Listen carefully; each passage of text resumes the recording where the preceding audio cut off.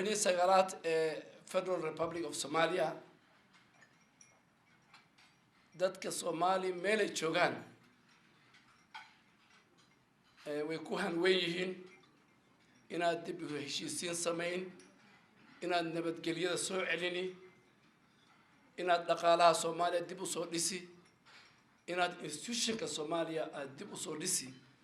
ayaa lagu hanweyn yahay annagana waxaan leenahay garab baan ku nahay naka Soomaali baan lahaa waddankan aan u dhalanay waan ka muuqanaa baarlamaanka ayaan ka muuqanaa maxkamadaha ayaan ka muuqanaa oo wiilashaanada iyo gabdhahanaga ay fadhiyaan waxaan kaloo ka muuqanaa oo aan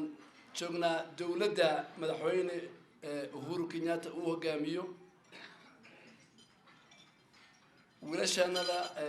waxay ka muuqdaan ciidamada ku jiraan marka waan fiicanahay